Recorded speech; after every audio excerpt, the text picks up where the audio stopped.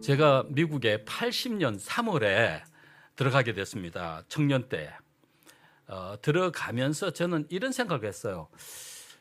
예수님께서 너무 신속하게 오실 것만 같은 거예요. 한 5년 안에는 오실 거다라고 생각을 했어요. 그러면서 고민하면서 지내다가 이제 공부도 해야 하고 뭐 이런저런 먹고 살아야 하니까 그것을 위해서 노력하고 있을 때에 너무 강하게 하나님께서 역사하셔서 제가 이렇게 살면 안 된다고 하는 것을 깨닫게 해 주셨어요. 그래서 제가 하는 것을 다 그만두고 마지막에는 의료 선교사가 되어서 하나님 사업을 위해서 봉사하다가 기쁨으로 예수님을 맞이해야지라고 하는 결심을 가지게 되고 와일드우드라고 하는 평신도 의료 선교사 훈련 학교를 가게 됐습니다. 그 평신도 의료 선교사 훈련 학교를 설립하신 프레이즈 목사님이라고 하는 그분은 그때 살아계셨습니다. 연세가 많으신데 그 세상에 일어날 마지막 사건들에 대해서 그 연세가 많으신 분, 몸을 지탱할 수도 없으신 그분이 강단에 서서 진지하게 정말 하나님의 말씀을 선포하는 이야기를 들으면서 마지막을 위해서 정말 내 영혼을 불태워야 되겠다고 하는 결심을 그때 하게 되었습니다. 근데 저는 한 번도 제가 목사가 되겠다고 하는 꿈을 가져본 적이 없어요.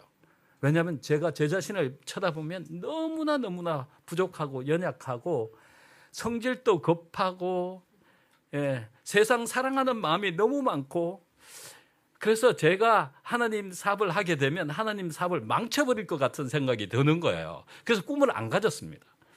그런데 하나님께서 역사하셔서 그분이 나를 얼마나 사랑하신지를 깨닫게 해주시고 그분이 실제 나의 아버지시라고 하는 사실을 알려주시면서 와, 진리가 너희를 자유케 하리라고 하는 그 경험을 하게 됐어요. 죄로부터의 자유를 경험하고 나니까 얼마나 행복하고 기쁘고 너무너무 좋은 거예요. 그 이야기를 하다 보니까 지금까지 왔어요. 근데 제가 미국에 가서 이제 그 훈련을 받고 돌아와서 청년들 교회로 인도하는 사업을 하다가 공부를 계속하게 됐어요. 제 전공이 사실은 공학입니다. 신학이 아니에요. 공학을 해서 기계공학을 해서 회사 생활을 한 10여 년 하다가 하나님께서 이제 그만하고 세상이 어떤지를 다 보았으니까 공부하라 가라고 그러시더라고요. 그래 가서 앤드루스에서 공부하고 그 다음에 목회 나오게 됐습니다. 저는 41의 목회 나왔어요. 그런데 목회 나올 때마다 하나님께서 강력하게 저의 부족을 보게 하시고 저의 힘으로 하나님의 사업을 절대 하지 못하는 경험을 하게 하시고 그래서 제 자신을 완전히 하나님께 굴복하고 제가 하나님께 드린 마지막 기도, 목회하기 전에 마지막 기도는 하나님, 저는 아무것도 할 수 없는 연약한 존재입니다. 그래서 저에게 어떤 기대를 하지 마시고 하실 일이 있으면 시키시면 즐거운 마음으로 순종하겠습니다. 그 기도 드리고 목회에 나오게 되었습니다. 그 이후로 하나님의 기적의 역사들을 경험하면서 살아계신 하나님께서 우리의 삶을 책임지시고 인도해 주신다고 하는 강력한 믿음을 갖게 해 주셨습니다. 그 소식을 사랑하는 성도들에게 끊임없이 전하라고 말씀하십니다. 그래서 오늘 우리가 가장 중요한 것은요, 이 세상의 마지막 이벤트, 온 우주의 관심과 또 가장 중요한 지구의 역사에 중요한 사건이 바로 예수님의 재림이거든요. 그래서 우리 모두는 그 목적을 향하여 하나님을 붙들고 살아가고 있지 않습니까? 그 날을 위해서 잘 준비되는 것이 무엇인가 하는 사실들을 구체적으로 하나님께서 저에게 보여주신 빛을 여러분들과 나누려고 합니다. 그래서 도둑이 밤에 몰래 와서 우리 물건들을 다 훔쳐가는 그런 일들이 우리 안에서 일어나지 않고 예수님이 오시는 그 시간과 장소와 그리고 어떤 준비를 통하여 그분을 기쁨으로 맞이할 수 있는지를 함께 나누면 너무 좋겠다고 생각이 듭니다. 여러분들에게 전할 이야기들 수없이 생각했는데 이 이야기가 가장 정말 하늘의 뜻이라고 생각해서 여러분들과 나누기를 원합니다. 함께 읽어보실까요? 그러므로 깨어있으라. 어느 날에 너희 주가 임할는지 너희가 알지 못함이니라. 너희도 아는 바니 만일 집주인이 도적이 어느 경점에 올 줄을 알았다면 깨어있어 그 집을 뚫지 못하게 하였으리라. 이러므로 너희도 예비하고 있으라. 생각지 않은 때에 인자가 오리라. 많은 사람들이 그분이 언제 오시는 것을 알지 못하신대요. 그래서 오실 때는 수많은 사람들이 그 어려움을 겪게 될 것이다. 그런데 너희는 그 어려움을 겪지 말라. 그러시면서 어떻게 준비하라고 그렇게 말씀해 주십니다.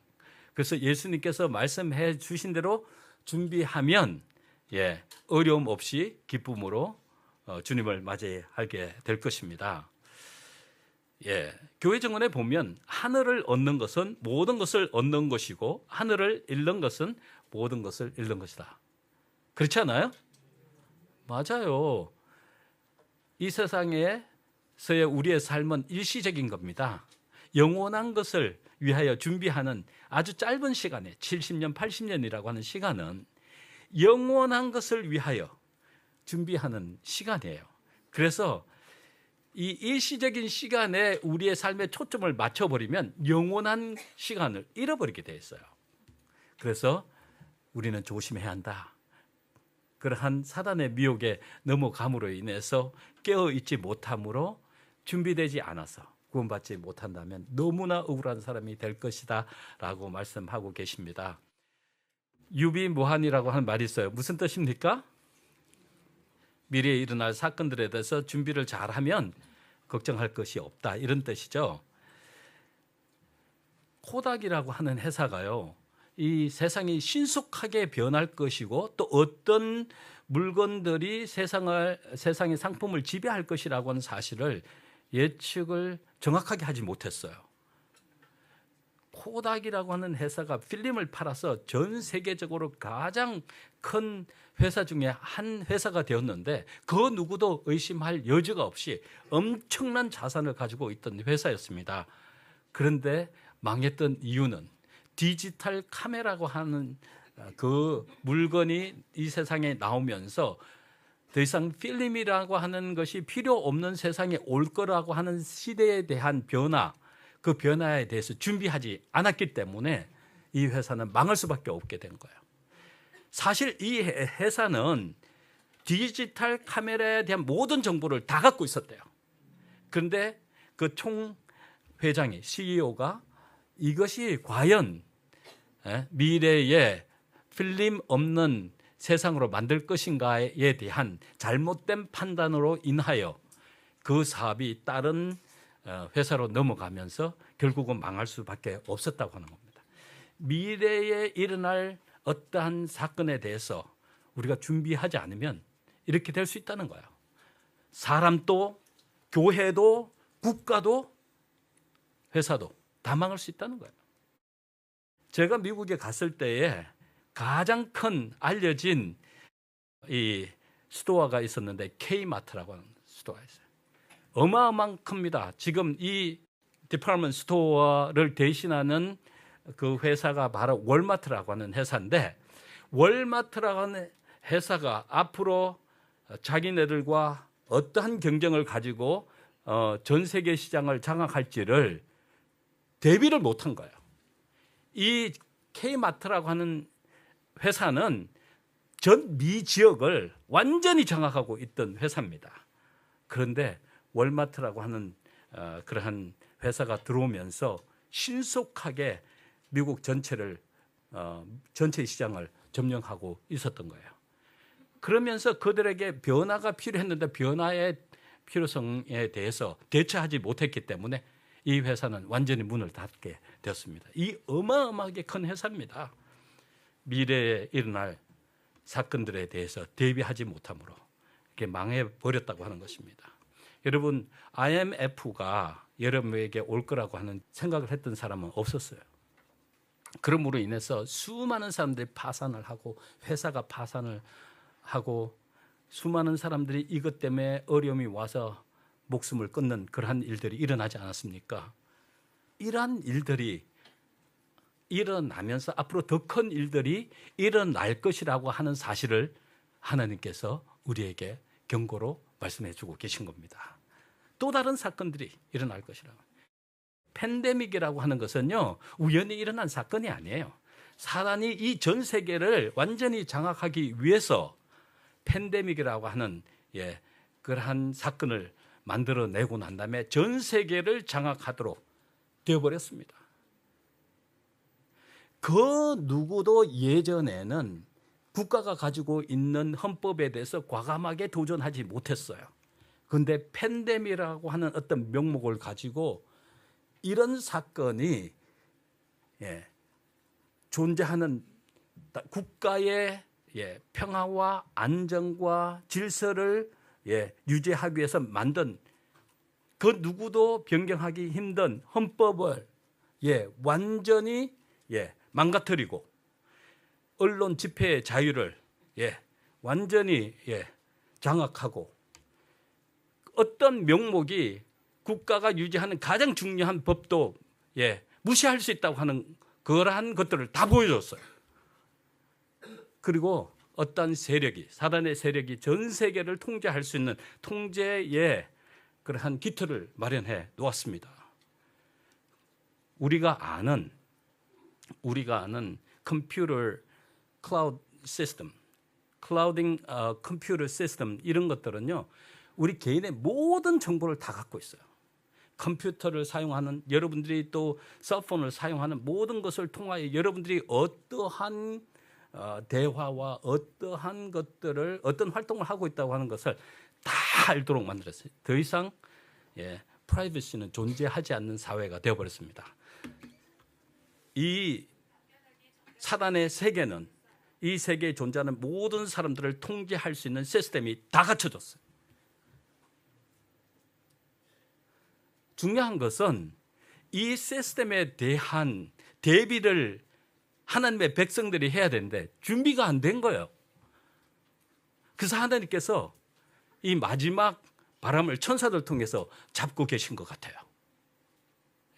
그래서 마지막을 위해서 잘 준비하는 것은 참으로 중요한 것입니다. 특히 신앙인들은 예수님께서 이 일을 위해서 어떻게 준비하라고 한 사실을 자세히 가르쳐 주셨는데 깊이 연구하고 기도하면서 내가 무슨 일을 해야지 하나님의 뜻을 성취하면서 기쁨으로 주님을 맞이할 수 있을까 하는 생각을 가지고 노력을 해야 하는 것입니다.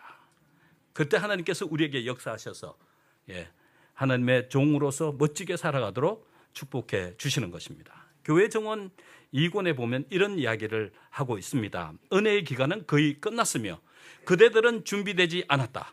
경고의 말씀이 그대들의 영혼 속에서 불타올랐으면 준비하라. 낮 동안에 일을 하라. 아무도 일할 수 없는 밤이 오기 때문이다. 우리의 삶의 초점은요, 하나님께서 주신 구원의 그 축복을 나눠주는 역할을 해야 되는 겁니다. 그것이 우리가 이 땅에 태어난 목적이고요, 하나님께서 그 일을 위해서 마지막 하나님의 백성들을 부르신 거예요. 그 일을 충실히 해야 하는 것입니다. 우리는 슬기로운 5 처녀의 이야기와 미련한 5 처녀의 이야기를 수없이 들어봤어요. 이 2 처녀의 차이는 무엇입니까? 무엇이라고 생각해요? 준비했느냐 안 했느냐의 문제였어요. 그렇죠? 무엇을? 기름을 준비했느냐 안 했느냐. 우리도 준비할 게 있어요. 마지막 신랑을 맞이하기 위해서는 우리가 준비해야 할 것이 있다고요. 그 사실을 오늘 우리에게 알려주시기를 원하는 것입니다. 그래서 예수님은 분명하게 마지막에 사는 우리들에게도 그 말씀이 시들지 않도록 성경의 말씀을 통하여 우리에게 말씀하고 계십니다. 이러므로 너희도 준비하고 있으라. 생각지 않은 때에 인자가 오리라. 우리가 생각지 않은 그 순간에 예수님이 오실 수 있다고 하는 사실을 분명하게 말씀해 주시면서 그날을 위해서 잘 준비하라고 하십니다. 노아 홍수가 일어나기 전에 하나님께서 노아를 선택하셔서 물로 세상을 심판할 것에 대한 이야기를 끊임없이 했어요. 그런데 사람들은 거기에 관심이 없었습니다. 보세요. 마태복음에 보면 노아의 때와 같이 인자의 임함도 그러하니라. 그런데 노아의 때가 그렇게 했던 것처럼 예수님이 마지막에 오실 때도 역시 성도들의 모습이, 아니 이 세상을 살아가는 사람들의 모습이 노아 때 구원받지 못하고 멸망한 사람의 모습과 너무나 똑같다고 하는 사실을 말씀해 주고 계세요. 홍수 전에 노아가 방주에 들어가는 날까지 사람들이 먹고 마시고 장가들고 시집가고 있으면서 홍수가 나서 저희를 다 멸하기까지 깨닫지 못하였으니, 그들을 다 멸하기까지 깨닫지를 못했대요. 선지자의 말씀을 보면요, 그 깨닫지 못한 사람들이 이제 홍수로 인하여 멸망당해서 그들의 시체가 물 위에 둥둥 떠다닌 것, 그들의 재물이 물 위에 둥둥 떠다닌 것을 노아가 보았다고 그렇게 기록하고 있습니다. 준비되지 않으면 그런 일들이 생길 거라고 하는 겁니다. 그런데 너무나 희한하게도 마지막 날에 사는 사람들의 모습도 동일하다고 하는 사실을 요한계시록에는 이렇게 말씀하고 있습니다. 차지도 아니하고 뜨겁지도 아니하도다. 그것은 무슨 뜻이냐면, 홍수 전에 노아가 방주 들어가기 전까지 사람들이 먹고 마시고 장가들고 시집가고, 이것이 무슨 뜻이냐면 지금 마지막에 사는 사람들이 차지도 아니하고 뜨겁지도 아니하도다 하는 상태와 동일한 것입니다. 이 사태를 자세히 쳐다보니까 이것은 어떤 현상이냐면 사단에 의해서 다 체면을 당해서 지금 가장 심각한 사건이 일어나는 것에 대해서 깨닫지 못하였더라. 그렇게 기록하고 있습니다. 오늘날 우리가 듣는 뮤직, 보는 모든 드라마, 그리고 커머셜, 광고들, 이것은요 다 사단이 만들어 놓은 것들이에요. 우리가 쳐다보면 체면에 걸리게 돼 있어요. 이 심리학자들이 어떤 연구를 했느냐면, 사람이 광고를 보기 전에 뇌파를 검사를 했어요. 그런 검사를 하고 난 다음에 광고를 본 다음에 뇌파를 검사를 해보니까 광고를 본 후에 뇌파가 체면에 걸린 사람의 뇌파와 동일하다는 것입니다. 그래서 광고 회사들이 수많은 돈을 받으면서 광고를 찍어내요. 거기에는 광고 회사에서 일하는 사람들 중에서 가장 중요한 사람들이 뭐냐면 심리학자들이에요. 사람들의 마음에 대해서 이게 막 움직이고 조정할 수 있는 그 사탄의 어떤 힘을 가진 사람들이 이 광고 회사를 장악하는 거예요.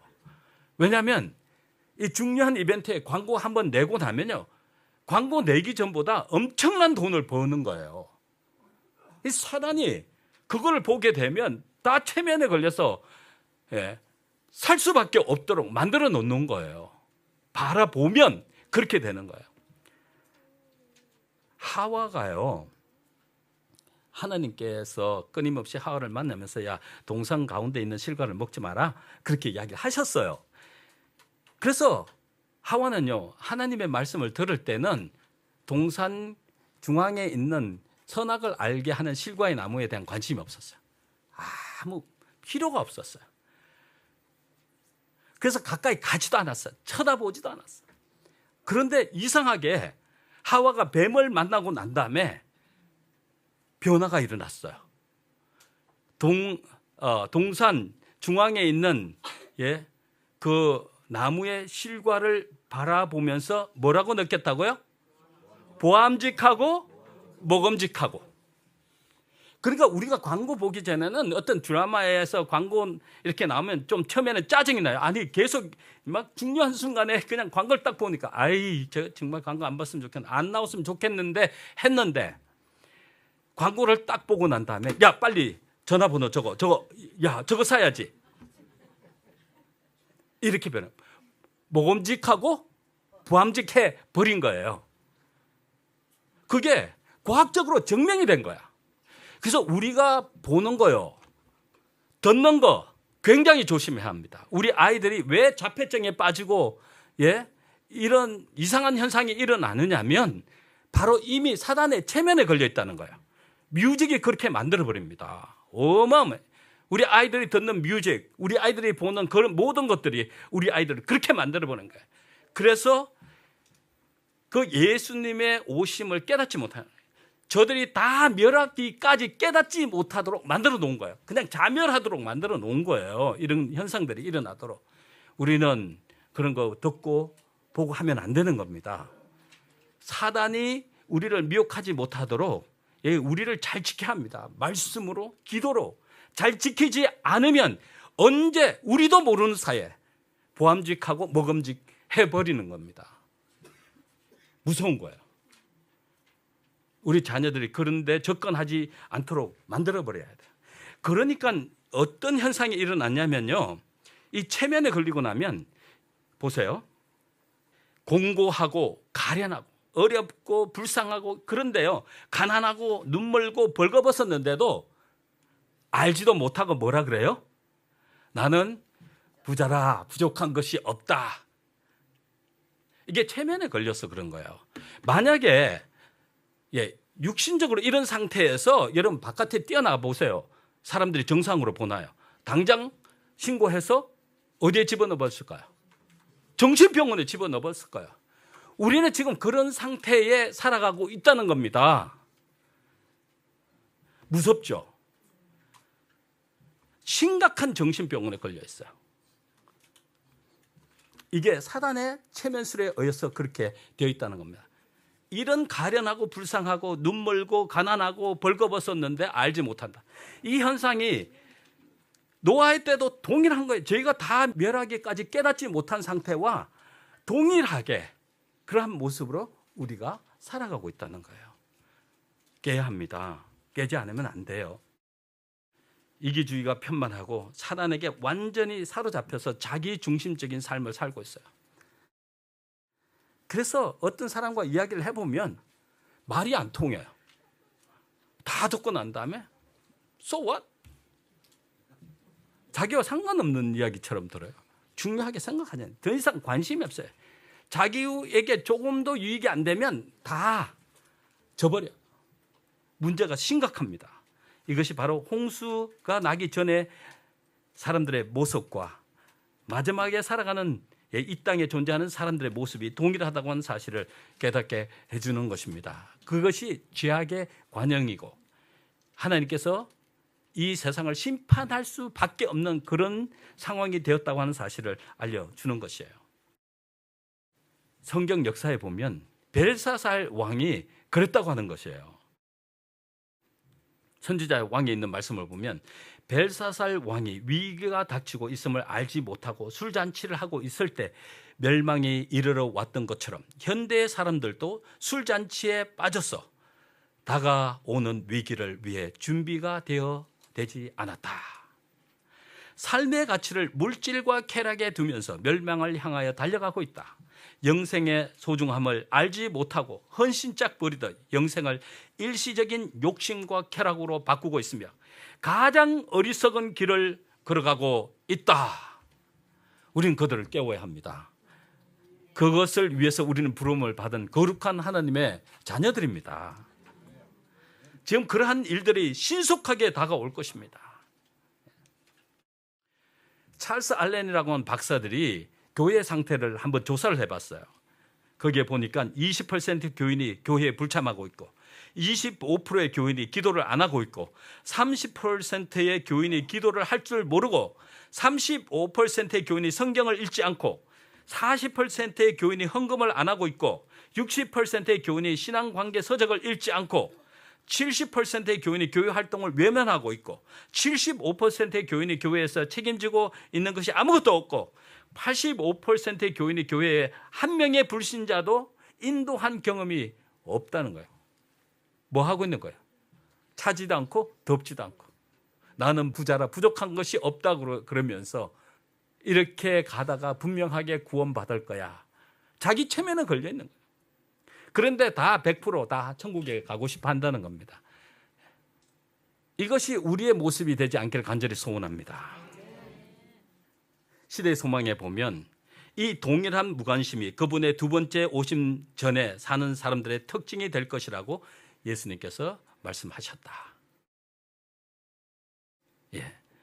우리는 그러한 모습으로 살지 않아야 될 것입니다. 마지막 때에 사는 사람들에게도 경고의 기별을 주셨다. 그러나 사람들은 머지않아 다가올 환란에 대해 들었는데도 별 관심이 없었다. 노아의 때도 똑같아. 120년 동안이나 노아가 그들을 위해서 경고했어요. 심판이 곧 이르러 것이라고. 별 관심 없었어요. 마지막 때도 동일하다고 하는 것입니다. 그러나 우리는 결단코 실망하지 말게 되시길 바랍니다. 우리의 사업은 하나님의 사업이고 거룩한 사업이고 이 땅에서 우리를 통해서 지구의 복음의 역사를 마치려고 하는 하나님의 뜻이 있는 것입니다. 위대한 하나님의 뜻을 이루는 거룩한 하늘의 백성들이라는 것이에요. 이 특권은 엄청난 것입니다. 성령 하나님의 의해서 여러분들이 순종하면서 살아가는 거룩한 종들이 되시기를 간절히 바랍니다. 제가 시간이 없어서 이제 그 다음 이야기를 드리기를 원합니다. 라오디게아 교인들의 상태를 보면서 그 해결책을 요한계시록 3장 20절에 말씀하고 있어요. 이 상태에서 희망을 가질 수 있는 유일한 존재가 될 수 있는 것은 그들의 만문을 여는 것이다. 누구를 향하여? 예수님을 향하여. 그래서 예수님께서 말씀하시는 거예요. 볼지어다 내가 문 밖에 서서 두드리는 누구든지 내 음성을 듣고 문을 열면 내가 그에게로 들어가 그와 더불어 먹고 그는 나와 더불어 먹으리라. 이 영적 정신병을 고쳐주실 수 있는 분은 예수님밖에 없어요. 우리의 스스로는 절대 극복할 수 없어요. 마지막에 우리에게 차갑지도 않고 덥지도 않는 이런 현상, 또 아까 전에 부자라 부족한 것이 없다 하지만 가련하고 공고하고 눈 멀고 옷 벗고 이런 상태에서 벗어날 수 있는 유일한 길은 예수님을 만나야 하는 거예요. 마지막 때의 교회들의 특징은 그곳에 예수님이 안 계신다는 거예요. 그러면서 구원받은 사람들처럼 교회만 잘 나가면 구원이 자연적으로 이루어질 것처럼 살아가고 있다는 거예요. 성도들의 마음속에 예수님이 안 계신다는 거예요. 그들을 통하여 하나님의 기적의 역사가 일어나도록 하시는데도 그 역사가 일어나도록 만문을 열고 허락하지 않는다는 거예요. 그게 마지막을 살아가는 하나님의 백성들의 모습이라고 하는 것입니다. 분명하게 예수님은 다시 말씀해요. 나는 포도나무고 너희는 가지다. 너희가 내 안에, 내가 너희 안에 있으면 성령의 아름다운 9가지 열매들은 자연적으로 맺힐 거야. 너희가 나를 떠나서는 아무것도 할 수 없어. 나를 떠나서는 할 수 없어. 우리는 죄성을 가진 존재이기 때문에 영적인 것을 만들어낼 수 있는 그런 존재가 아닙니다. 그분이 오셔야 해요. 우리의 삶의 주인이 되어야 합니다. 그래서 그분의 거룩한 성전이 우리 마음속에 지어져야 하는 것이에요. 그래서 마지막에 건강기별도 주시고 클렌징하는 그런 역사가 일어나도록 해주시는 거예요. 하나님의 거룩한 성전이 우리 마음속에 완전히 재건립되도록 하시는 역사가 일어나고 있는 거예요. 우리들의 유일한 안전책은 예수님을 굳게 붙잡는 것이다 라고 가려뽑은 기일에 말씀하고 있습니다. 자신의 무력함을 깨닫고 구주의 공로에 완전히 의지하는 사람보다 더욱 속절없이 보이면서도 실상은 그보다 더 무적인 것은 없다. 우리의 무력함을 깨닫고 예수 그리스도의 공로를 붙잡고 의지하면서 살아가는 그런 사람들이 무적이라고 하는 거야. 왜냐하면 예수님께서 대신 싸워주실 거기 때문에. 예수님이 거두신 그 승리를 우리의 승리가 되도록 해주실 것이기 때문에 예수님을 앞세워 살아가야 하는 겁니다. 매 순간 무슨 일이 일어나면 물어보셔야 돼요. 예수님 이럴 때는 어떻게 하면 좋겠습니까? 그래서 예수님께서 역사하셔서 그러한 해결책을 주시고 그럴 때 순종하며 살아가게 될 때 가장 안전한 삶을 살 수 있고 하나님께 영광 돌릴 수 있는 삶을 살 수 있게 되는 것입니다. 시간이 없어서 빨리 진행하도록 하겠습니다. 세상이 신속히 변해가는데 어떻게 해야 될 것인가? 이사야 40장 3절 4절에 보니까 이런 말씀을 하셨어요. 외치는 자의 소리여 이르되 너희는 광야에서 여호와의 길을 예비하라. 사막에서 우리 하나님의 대로를 평탄케 하라 그랬어요. 마지막에 사는 하나님의 백성들에게 여호와의 길을 예비하라, 또 하나님의 대로를 평탄케 하라고 하는 말씀을 하세요. 여기에 보면 광야에서 사막에서라고 하는 말은 우리의 마음 상태를 말하는 거예요. 생명력이 존재하지 않는 그 삭막하고 거친 광야와 같은 우리의 마음을 이야기하면서 그분의 길을 예비하라. 그런 상태에 있는 우리들을 향하여 그분의 길을 예비하는 방법을 가르쳐 주십니다. 골짜기마다 도도해지며 산마다 작은 산마다 낮아지며 고르지 않는 곳이 평탄케 되며 험한 곳이 평지가 될 것이요 여호와의 영광이 나타나고 모든 육체가 그것을 함께 보리라. 대저 여호와의 입에 말씀하셨느니라. 입에 말씀하셨느니라. 이것의 의미가 뭐냐? 여호와의 길을 예비하고 평탄케 하는 그 의미가 뭐냐? 제가 성경 주석에 찾아보니까 이런 말씀을 하셨어요. 옛날 이스라엘에게 이 예비하는 일은 두 가지로 구성되었는데, 첫째는 품성의 변화이며 둘째는 복음 기별을 모든 인류에게 전파하는 것이다. 우리의 사명을 이야기하는 거예요. 이 땅에 존재하는 하나님의 백성이 이루어야 할, 그리고 준비해야 할 두 가지 사명을 주신 거예요. 우리의 임무를요. 그래서 품성 변화는 그분을 통해서 이루어지는 것입니다. 여기에 말씀하신 골짜기마다 도도해지고 하는 이 모든 것은 내면 치료, inner cleansing, 힐링을 이야기하는 거야. 하나님이 오셔서 우리의 모난 모든 것을 다 치료하시고 낫게 해 주셔야지 하나님이 거하시는 거룩한 성전이 될 수 있어요. 그것이 골짜기마다 도도해지고요, 이렇게 산마다 낮아지고 고르지 않는 곳이 평탄케 되고. 제가 말씀을 보니까 이렇게 되어 있더라고요. 골짜기마다 도도해지고 파여진 이게 도도해지며라고 하는 말씀은 파여진 우리의 마음의 상처들을 치료하시는 하나님의 역사를 이야기하고 있어요. 내면 상처들이 치료돼야지 남들을 도와줄 수 있는 거룩한 하나님의 종이 될 수 있는 거예요.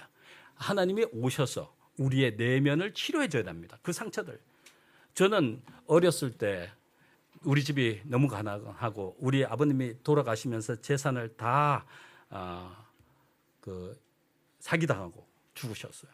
우리 가정에 식구들이 굉장히 많아요. 그래서 제가 어렸을 때 아버님이 돌아가셨기 때문에 제가 고아원에서 한 5년 살았어요. 그래서 제 마음속에 6살 때 고아원에 갔는데 제 마음에 정말 이 상처가 너무너무 많았어요. 어머니의 사랑, 아버지의 사랑이 가장 많이 필요한 그 어린 나이에 그곳에 가서 너무 많은 상처를 받았던 거예요. 그런데 하나님께서 이 상처를 치료해 주시지 않았다면 저는 결단코 이 자리에 설 수 없는 존재가 되었을 겁니다. 그 훈련은 하나님께서 나중에 이렇게 상처받고 힘든 사람들을 하나님의 사랑으로 힐링하는 것을 소개하는 소개자로 세워주신 것이에요.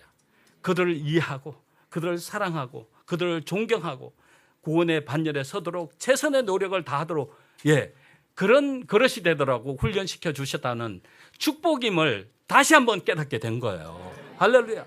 우리가 어떤 경험을 하든지 상관없어요.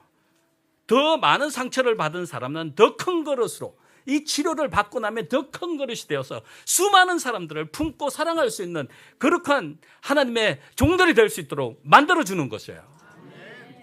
그래서 내면 치료의 역사가 일어나야 합니다. 하나님께서 오셨어요. 또 상한 갈대를 꺾지 않은 하나님의 그 깊은 사랑을 이러한 것을 통해서 느낄 수 있어요. 하나님을 볼 수 있는 눈을 뜨게 해주셔야, 그분이 실제로 우리 아버지이심을 실제로 경험하도록 이러한 과정을 통해서 해주시는 거예요. 할렐루야. 산마다 언덕마다 낮아지고 높아지는 마음도 다 고쳐주십니다. 자고라는 것, 교만이라고 하는 가장 무서운 사단이 우리를 점령하기 좋아하는 무기입니다. 이게 영적인 사단의 무기예요. 여기에 빠져들면 안 됩니다. 교회에서 큰 소리가 나면 안 돼요. 사단의 영에 지배한 사람들의 모습은 무섭습니다. 얼굴이 시뻘개지고 노래지고 막 허해지고. 제가 오늘 제가 여러분들에게 말씀드렸죠. 제가 여기 오니까 성령 하나님의 역사가 너무 그 에너지가 강하다는 걸 느꼈어요. 그런데 어느 교회 가면 말씀 전하고 딱 서면 무서워요. 성도님들의 모습을 바라보면 무서워요. 그분들의 모습이 다 망가졌어요. 하나님의 거룩한 그 형상이 보이지 않는 거예요. 싸우고 막 그냥 헐떡고 해갖고는요 얼굴이 다 망가졌어. 그런 모습으로 어떻게 영혼들을 구원할 수 있겠어요? 거기는 힐링이 필요한 거예요. 하나님의 강력한 역사가 필요하고 그 고침을 받는 역사가 그 교회는 일어나야만 그 교회는 다시 하나님 앞에 설 수 있는 거예요. 이러한 것들을 다 해주시는 거예요. 그분이 오시면 너희가 나를 떠나서는 아무것도 할 수 없어. 라우디게아 교인들의 마음문을 두드리면서 문 좀 열어둬요. 내가 해결해 줄게, 낫게 해줄게, 치료해 줄게, 더 큰 것으로 멋지게 살아가게 해줄게 라고 하나님은 말씀하고 계시거든요. 만문 안 열고 있어. 고집스럽게. 그래서 구원의 역사가 일어나지 않고 있는 겁니다. 고르지 않는 곳이 평탄하게 되면 성령 하나님이 안 계시면 초조하고 불안해요. 뭐 이랬다 저랬다 그러고요. 가끔요 어느 교회 가서 이제 직원회를 이렇게 인도해 보면 거기에서는 무난하게 다 끝났어요. 그런데 그 다음 주에 가면 다 바뀌어 있어. 막 사람들이 기쁜 마음으로 딱 결정했는데 그 다음 안식일에 가면 사람들이 얼굴이 다 변해 있어. 그래서 알고 보니까 자기 부인들이 다 마음대로 다 바꿔놨어 이게. 그래갖고 이제 다시 직원회를 열었어. 이거 다시 결정해야 돼. 제가 솔직히 말씀드릴게요. 여자분들 조심하셔야 돼요. 교회 안에서 큰 소리 내시면 안 됩니다. 하나님께서 여자분들을 가장 크게 사용하시지만 사단은 그걸 이용해서 하나님의 교회를 망치는 가장 강력한 무기로 사용합니다.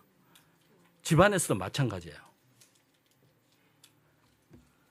이러한 불안한 마음들이 예수님이 오셔야 고쳐지는 거예요. 아까 전에 말씀드렸죠. 그분의 길을 예비하는 길에 두 가지 방법은 첫째는 뭐라고요? 내적인 치료, 성품 변화. 두 번째는 복음 전파예요. 자, 제가 시간이 없기 때문에 복음 전파로 가겠습니다. 예수님께서 직접 말씀하셨어요. 너희는 가서 모든 족속으로 제자를 삼아 아버지와 아들과 성령의 이름으로 침례를 주고 내가 너에게 분반 모든 것을 가르쳐 지키게 하라. 그렇게 말씀하셨어요. 그러고 난 다음에 말씀하시기를 내가 세상 끝날까지 너희와 항상 함께 있으리라. 이 말씀은 왜 하셨을까요?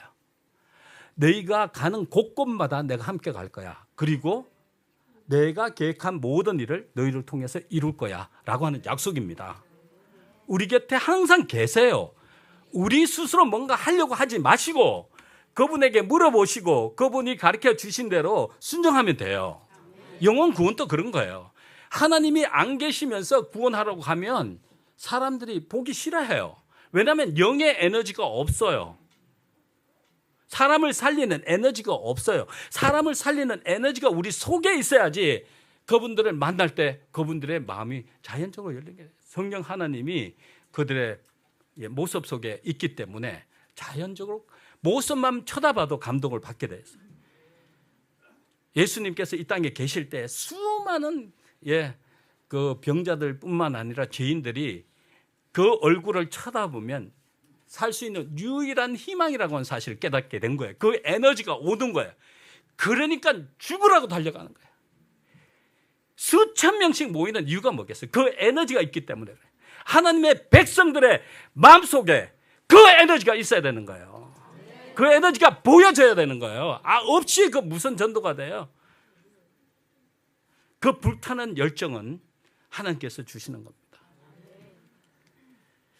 그래서 예수님처럼 살아라고 하는 거예요. 제가요, 예수님께서 사시면서 이 땅에 어떻게 사셨는지를 보여주셨거든요. 예수님께서 모든 성과 촌에 두루 다니사 회당에서 가르치시며 천국 복음을 전파하시며 모든 병과 모든 약한 것을 고치시니라. 이 일을 마지막에 살아가는 하나님의 백성이 해야 되는 거예요. 예수님처럼 teaching, preaching, 힐링을 해야 되는 거예요. 이게 하나님의 제자들, 예수님의 제자들이 살아가야 할 모습입니다. 그래서 이 일을 하기 위해서는 그래서 오직 그리스도의 방법을 사용함으로써만 사람들을 접촉할 때 참 성공을 거둘 것이다. 치료봉사라는 책에 그렇게 기록되어 있어요. 그러니까 예수님이 어떻게 하셨다고요? Teaching, Preaching, Healing. 이 방법을 사용할 때만 성공할 수 있다. 분명하게 이야기하셨어요. 그 다음에 보면요, 치료봉사라고 하는 곳에 그분이 말씀하셨어요. 구주께서는 사람들의 유익을 소원하는 분으로서 사람들과 섞이셨다. 그분께서는 그들에 대한 당신의 동정심을 보여주시고 그들의 필요를 따라 봉사하시고 그들의 신임을 얻으셨다. 그 후에 그분께서는 나를 따라오라고 그들에게 명령하셨다. 이분이 세 가지 일을 하셨는데, 첫 번째는 그들과 섞이셨다는 거예요. 사람의 유익을 소원하는 그분께서 그 소원을 채워주기 위해서 섞이셨다는 거예요. 인간의 그 갈증을 채워주시기 위해서. 그 다음에 그분은 그들의 필요에 따라서 봉사하셨다. 우리 주위에 우리의 도움이 필요한 수많은 사람이 있어요. 그들에게 접근할 수 있는 방법은 뭐예요? 그들의 필요를 채워주는 거예요. 그들을 위해서 봉사하는 거예요. 그러면 그분들의 마음이 열리게 됐어요. 그때 예수님을 소개하는 겁니다. 예수님을 소개하는 거예요. 그때 그것이 예수님의 방법이었어요. 자, 제7일 안식일 예수 재림교회 특수 사명에 대해서 말씀드리겠습니다. 교회정연이라는 책에 보면 이런 이야기를 했어요. 제7일 안식일 예수 재림교인들은 세상과 구별된 하나님의 독특한 백성으로 선택되었다. 그분께서는 진리의 큰 칼로 그들을 세상의 채석장에서 잘라내어 당신 자신에게 연결시키셨다. 그분께서는 그들을 당신의 대표자로 삼으시고 그들로 마지막 구속 사업에서 당신의 대사가 되도록 부르셨다. 할렐루야! 와, 세상의 채석장에서 불러내서 연약하지만 부족하지만 이들을 하늘의 대사로 삼으셨다는 거예요. 특수 사명 때문에 지금까지 인간에게 위탁된 가장 위대한 진리의 부, 하나님이 인간에게 지금껏 보내신 것 중에 가장 엄숙하고도 두려운 경고가 그들에게 위탁되었는데 그들은 그것을 세상에 전해야 한다. 그 엄숙하고도 두려운 그 경고가 뭐예요? 세천사의 기별. 세천사의 기별. 특별한 의미에 있어서 제7 안식일 예수 재림 교인들은 이 세상에서 파수꾼과 빛의 전달자로 구별되었다. 그들은 멸망하여 가는 세상에 전할 마지막 경고의 기별을 위탁받았다. 하나님의 말씀에서 흘러나오는 놀라운 빛이 그들을 비추고 있다. 그들에게는 첫째와 둘째와 셋째 천사의 기별 선포, 곧 가장 엄숙하고 중대한 사업이 맡겨져 있다. 그보다 더 중요한 사업은 없다. 그들은 다른 어떤 것에도 그들의 관심을 빼앗겨서는 안 된다. 아멘. 이게 우리 사명이에요. 세 천사의 기별 땅끝까지 전하는 사명. 주신 구원 감사하게 생각하고 신속하게 이 세상을 하나님께서 심판하실 거에 대한 경고를 하는 거예요. 그리고 예수님의 재림을 준비하도록 만드는 거예요. 그것이 우리의 사명이에요. 그것을 가장 효과적으로 하는 것, 그게 뭘까요? 보세요. 노아 때 했던 노아의 사명이 곧 우리의 사명과 동일하다고 하는 사실을 깨닫게 되었어요. 노아가 그때 무슨 일을 했어요? 첫 번째는 심판이 올 거라고 하는 경고의 기별을 외쳤어요. 그게 뭐예요? 지금 우리에게는 세천사의 기별, 세천사의 기별. 그들에게 그는 방주를 지었어요. 우리도 방주를 지어야 합니다. 방주를 지어야 해요. 똑같은 일이 일어난 겁니다. 보세요. 그리스도께서는 역사상 가장 위대한 의로 선교사이셨다. 주님께서는 단 한 사람의 환자도 실패하신 적이 없으시다. 사단이요, 이 세상에 사는 모든 사람들을요 다 병으로 힘들게 살아가도록 만들어 놨어요. 먹는 거, 뭐 보는 거 막 이게 육체적인 질병, 영적인 질병, 정신의 질병이 다 걸리도록 해놨어요. 정신의 질병이 걸리면 우리의 몸에 이상이 옵니다. 모든 병에, 대부분의 모든 병이 어디부터 와요? 정신적, 마음에서부터 오잖아요. 그 마음을 다 망가뜨려 놓으니까 육신의 질병은 다 와. 그래서 그들 만문을 열게 하는 방법이 무엇이냐면 하나님께서 예수님께서 하신 것처럼 의료 선교 사업을 하는 거예요. 그들에게 접근할 수 있는 가장 좋은 방법이에요. 그분이 하신 걸 다 보여주셨어요.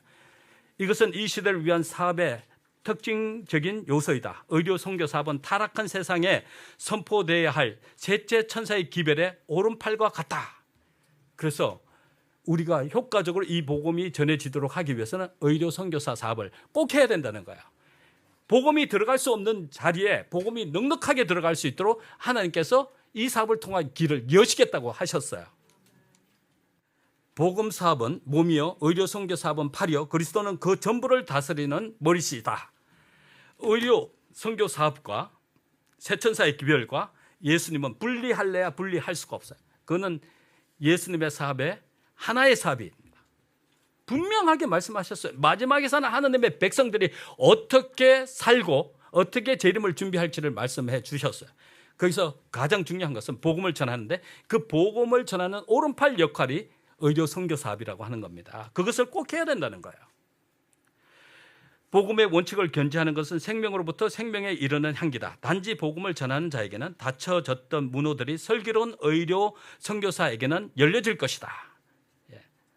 하나님께서 육체적 고통을 들어주심으로써 사람의 마음과 접촉하신다. 진리의 씨가 마음속에 떨어지고 하나님께서 이에 물을 주신다. 종국의 그 씨가 솟아나서 생명에 이르는 열매를 맺을 것이다. 이 일을 하도록 하나님께서 하신다는 겁니다. 이분은 우리가 의료 선교 사업을 함으로 무거운 짐진 자들의 짐을 들어주고 압제받는 자들을 자유케 하도록 계획하신다. 그리스도는 일찍이 세상에 알려진 가장 위대한 선교사이시다. 아멘. 의료 선교 사업은 복음 사업의 선구자이며 그들을 통하여 이 시대를 위한 진리가 많은 가정으로 들어갈 문을 찾게 된다. 하나님의 백성은 참된 의료 선교사들이 되어야 한다. 요즘에 복음 전하기 너무 힘들어요. 다 문 닫아놨어. 이웃집에 마음대로 들어갈 수 없어요. 그런데 이웃집에 사람들이 아프고 힘들어하면 제가 뭐 도와드릴 거 없나요? 그러면서 접근을 해서 우리의 건강 기별을 드리는 겁니다. 그래서 뉴스타트 기별도 드리고 건강하도록 끊임없이 그분이 나을 때까지 도와드리는 거예요. 그게 의료 선교사 사업이에요. 그들의 만문을 열게 하는 가장 좋은 수단이란 말이에요. 우리 모두가 그 사업을 해야 되는 겁니다. 제가 얼마 전에 하나님께서 이 재림교회 안에 있는 모든 성도들을 의료 선교사 훈련을 시켜서 신속하게 재림 사업을 마치도록 하는 그런 일을 하는 헤드쿼터에 방문하게 됐어요. 그 헤드쿼터는 17개 언어로 그 교본들을 번역해서 그 사람들을 각 지역마다 의료 선교사 훈련을 해서 각 교회가 부흥하는데 가장 중요한 역할을 하고 계시더라고요. 그래서 저도 그걸 깨닫고 난 다음에 그분들이 하는 사업을 우리가 해야 되겠다고 하는 결심을 하게 됐어요. 그분들이 가지고 있는 교본을 번역해서 우리 모든 성도들을 교육하고 그분들이 개인적으로 지역의 이웃에 이러한 사람들을 접촉해서 복음을 효과적으로 전하는 일을 꼭 해야 되겠다고 하는 결심을 하게 됐습니다. 그 일을 위해서 앞으로 계속적으로 노력할 거예요. 그 다음에요. 가려 뽑은 기별 2권 173페에 보면 이 이야기를 하셨어요. 이 참사가 우리에게 다가오고 있다. 어떤 참사가요? 노아 때 일어났던 그 참사가 우리에게도 다가오고 있다. 하나님은 노아를 통해 방주를 지었던 것처럼 우리에게 다가온 인류의 역사상 가장 큰 위기를 대비하기 위해 방주를 지으라고 말씀하신다. 우리에게도 방주를 지으라고 말씀하셔요. 그런데요, 그 다음에 무슨 일을 하고 있냐면요. 그 방주란 무엇인가? 의료전도책에 보니까 방주란 하나님께서 그분의 자녀들에게 분부한 도시 주변의 작은 규모의 시설들을 말하는 것이다. 그것은 바로 농장, 학교, 그것과 연관된 요양소 그리고 전도센터들을 포함되어 있다. 그래서 이런 것을 통해서 복음을 전하는 기지로 삼으라는 거예요. 그리고 일요일 휴업령이 내리고 나면 매매할 수 없는 그런 일이 생기게 돼요. 그것을 소환란이라고 하는데 이 소환란 때는요, 잠시 동안 우리가 자급자족하면서 생존해야 해요. 그렇기 때문에 예수님은 선지자를 통해서 현대 노아 방주를 지으라고 하시는 겁니다. 그래서 그날을 대비하도록 만약에 준비되지 않으면요, 이제 더 이상 매매를 할 수 없으니까 짐승의 표를 받지 않으면 굶어 죽든지, 그 다음에 짐승의 표를 받도록 강요당할 수밖에 없는 그런 상태가 올 것입니다. 그래서 이 일이 우리에게 일어나지 않도록 대비하라고 하는 것이에요. 그게 현대 노화방지예요. 그런데 대환란 때는 어떤 일이 일어날 것인지 초기 문집에 너무 잘 말씀하셨어요. 이때는 재앙들이 내리게 되고 죽이라는 명령이 내릴 때 하나님의 백성들은 하나님께서 준비하신 은신처들, 곧 동굴들과 산의 요소들에 숨어 있게 될 것이다. 이때는 하늘의 천사들이 우리에게 필요한 것들, 물과 음식을 공급해 줄 것이다. 분명하게 말씀하셨어요. 그러나 소환란 때를 위해서 우리가 준비해야 된다는 겁니다. 그 일을 위해서. 그래서 그것이 우리의 선교의 기제가 되고 수많은 이제 하나님께서 거둬들인 알곡들을 그곳에 모시고 와서 잠시 동안 방주 안에서 예수님의 오심을 위해서 준비하는 그 일을 해야 된다는 거예요. 우리가. 저는 이 빛을 청년 때에 그곳에 들어가서 배웠습니다. 현대 노화 방주라고 하는 책, 이 프레이즈 목사님이 그때 이 기별을 우리 모두에게 선포하셨어요. 이 목사님이 나이가 아주 많으시고 정말 몸을 가눌 수 없는 그 순간에도 이 목사님이 오셔서 설교한다면 그 교회가 가득 찼어요. 특히 젊은 사람들이 그 교회를 메웠어요. 그 수많은 사람들이 그곳에서 이 기별을 들었어요. 마지막 그 사건들을 위해서 우리가 어떻게 준비해야 할지를 가르쳐 주셨어요. 성도님들, 제가 시간이 없어요. 그렇지만 여러분들 기도하시고 하나님께서 이 교회를 인도하신 인도의 그 손길을 느낄 수 있어요. 또 한 스텝 더 포워딩을 하셔서 더 큰 일을 하셔야 될 것 같습니다. 제가 볼 때는 이 교회가 작아요. 더 큰 교회들이 이제 만들어져야 하고 아마 하나님께서 더 큰 계획들을 이 교회를 통해서 이루시기 위해서 그 계획들을 갖고 있을 거라고 확신합니다. 여러분, 이 성경에 나오는 모든 약속들은 너희들이 하는 것이 아니고 내가 하는 것이야 라고 끊임없이 성경은 말씀하고 계세요. 시편에 보면 내가 지존하신 하나님께 부르짖으며 곧 나를 위하여 모든 것을 이루시는 하나님께로다, 그렇게 말씀했어요. 모든 것을 모든 사랑 가운데서 이루시는 하나님은 같으니 내 길을 여호와께 맡기라. 그를 의지하면 그가 이루시고, 우리는 기도하는 겁니다. 그 구원의 역사, 하나님께서 세우신 그 청사진이 우리를 통해서 다 이루어지도록 하나님께서 해주시는 거예요. 우리가 할 수 있는 유일한 것은 뭐예요? 우리 자신을 하나님께 드리는 것입니다. 그분의 영의 지배를 받게 되고, 그러면 그분께서 아주 자상한 분이시기 때문에 일일이 우리가 어떻게 살아가야 할지, 무슨 일을 해야 할지를 다 가르쳐 주실 겁니다. 그 일을 위해서 사랑하는 성도님들 헌신하시고 그 영에 의해서 구원의 역사를 이루어 가시면서 예수님의 재림을 위하여 잘 준비되는 주님의 종들 다 되시기를 축원하면서 말씀 마치겠습니다.